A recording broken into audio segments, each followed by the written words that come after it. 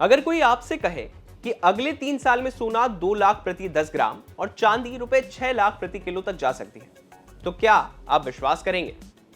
सुनने में अविश्वसनीय लगता है, लेकिन देश के बड़े ब्रोकरेज हाउस के मार्केट एक्सपर्ट का मानना है कि बुल मार्केट अभी खत्म नहीं हुआ है। तो क्या वाकई गोल्ड सिल्वर का सुपर साइकिल शुरू हो चुका है? जनवरी फरवरी की गिरावट क्या सिर्फ करेक्शन थी और आगे निवेशकों को क्या करना चाहिए? पहले सोने और चांदी के भाव की बात कर लेते हैं, फिर आगे बढ़ेंगे। तो खबर लिखे जाने तक एमसीएक्स पर सोने का दाम 1% की तेजी के साथ 1,56,000 रुपए प्रति तोले पर ट्रेंड कर रहा था।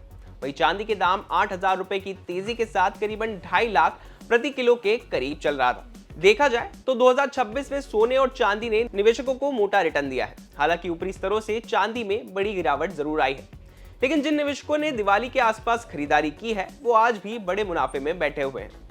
अब आते हैं कि आगे क्या संभावनाएं दिख रही है। सैमको सिक्योरिटीज के head of market perspectives and research Apurva Sheth का मानना है कि सोना और चांदी का बुल मार्केट अभी खत्म नहीं हुआ है। जब चांदी करीब $23 प्रति ट्रॉय ऑन्स पर थी, तब सैमको ने बुलिश कॉल दिया था और उसके बाद चांदी $121 तक पहुंच गई। सैमको के मुताबिक चांदी लगातार छठे साल स्ट्रक्चरल डेफिसिट में जा रही है, मतलब मांग ज्यादा, सप्लाई सीमित है। यानी आगे चांदी की कीमतों में तेज उछाल की गुंजाइश बनी हुई है। चांदी का solar energy sector, electric vehicles में बहुत ज्यादा इस्तेमाल हो रहा है।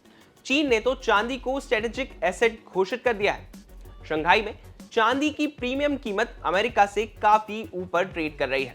इसका मतलब है कि डिमांड अभी भी मजबूत है। अब आते हैं सोने पर। 2026 की शुरुआत में गोल्ड टू सिल्वर रेशियो 43 तक गिर गया था। इतिहास बताता है कि 65 का स्तर मजबूत सपोर्ट रहा है।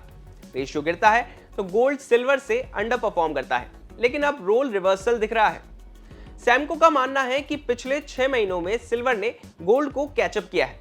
अब गोल्ड लीड करेगा और सिल्वर कंसोलिडेट करेगा। यानी 2026 में आगे सोने चांदी के मुकाबले ज्यादा रिटर्न बनने की उम्मीद की जा रही है। सैमको ने सोने और चांदी के लिए 3 साल का टारगेट दिया है।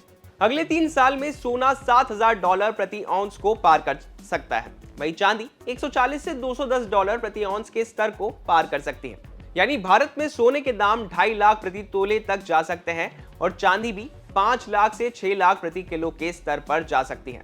यानी जो लोग सोने और चांदी में बड़ी गिरावट की उम्मीद लगाए बैठे हैं, उनको झटका लग सकता है। ये कीमत हमने डॉलर के आज के भाव पर निकाली है। दूसरी ओर सेंट्रल बैंकों की ओर से सोने में खरीद जा रही है।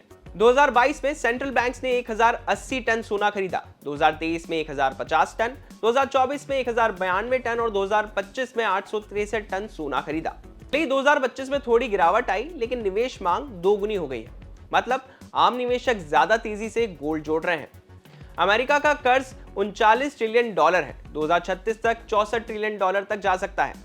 इतिहास में जब भी डॉलर कमजोर हुआ है तो सोना मजबूत हुआ है। 1971 में रिचर्ड निक्सन ने डॉलर को गोल्ड स्टैंडर्ड से अलग किया।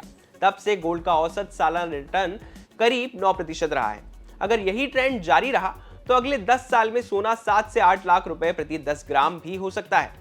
आनंद Rathi shares and stock brokers के एक्सपर्ट्स का कहना है कि डॉलर की मजबूती और जियोपॉलिटिक्स अस्थायी कारण है। लॉन्ग टर्म स्ट्रक्चरल फैक्टर्स अभी भी मजबूत है। ये सिर्फ रेट्स की कहानी नहीं है, ये बदलती ग्लोबल अर्थव्यवस्था की कहानी है। क्या सोना 6 लाख पर जाएगा? क्या चांदी 8 लाख पार करेगी? ये तो भविष्य बताएगा, लेकिन इतिहास कहता है कि बड़े ट्रेंड तब बनते हैं जब ज्यादातर लोग शक कर रहे होते हैं। बिजनेस से जुड़ी बाकी तमाम खबरों के लिए आप देखते रहिए बिज़ तक।